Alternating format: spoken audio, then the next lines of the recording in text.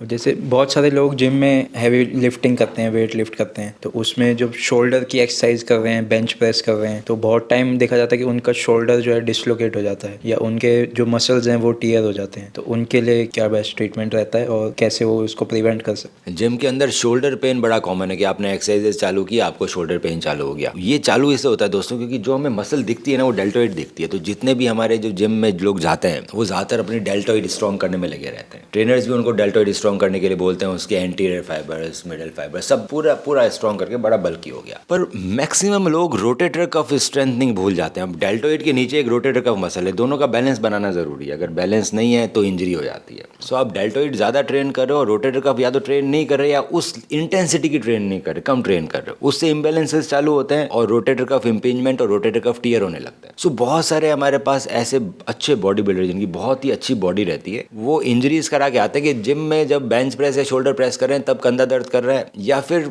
एक दिन कर रहे हैं कंधा दर्द इग्नोर करते रहे, 1-2 साल तक कंधा दर्द हो रहा है, एक दिन उन्होंने हैवी प्रेस मारी और टक से आवाज आई, कुछ टूट गया शोल्डर के अंदर। सो वो रोटेटर कफ टूट जाता है। तो बहुत जरूरी है कि आप रोटेटर कफ स्ट्रेंथनिंग करें डेल्टोइड के साथ में। अब रोटेटर कफ स्ट्रेंथनिंग भी बहुत सारी एक्सरसाइज होती है। जैसे आप डेल्टोइड की बहुत सारी एक्सरसाइज करते हो ना, उसी तरह से आपको रोटेटर कफ की भी थेराबैंड से भी करनी है, डंबल से भी करनी है, सेंट्रिक मोड में भी करनी है, ई सेंट्रिक मोड में भी करनी है, सभी मोड्स में करनी है। जैसे जैसे आपकी डेल्टोइड स्ट्रॉन्ग बना रहे हो उसी इंटेंसिटी की आपको रोटेटर कफ की भी एक्सरसाइजेस करनी है। अगर आपको पेन हो रहा है तो आप एमआरआई करा के मुझे भेज सकते हो, मैं एमआरआई स्टडी करके बता सकता हूँ आखिर क्या ट्रीटमेंट रहेगा इसका। पर हाँ, इससे बचा जाना आसान है। एक बार चीज टूट गई तो फिर दूरबीन की सर्जरी होती है, उसमें भी काफी एडवांस ट्रीटमेंट्स आ गए हैं हमारे पास। अब हम नॉटलेस सर्जरी करते हैं रोटेटर कफ की, पासा ब्रिज रिपेयर होता है, नॉटलेस स्पीड ब्रिज रिपेयर होता है, double row rotator cuff tape के साथ नॉटलेस। दूसरा, जिनके इंजरीज कम होती है उनको प्लेटलेट रिच प्लाज्मा से भी हम ठीक कर सकते हैं, और छोटी मोटी इंजरी सिर्फ एक्सरसाइजेज से ठीक हो सकती है। तो आप अपनी एमआरआई भेज सकते हैं, आप हमारे सेंटर में आ सकते हैं, इवेल्युएट करेंगे ताकि आपको इस तरह की इंजरीज ना हो।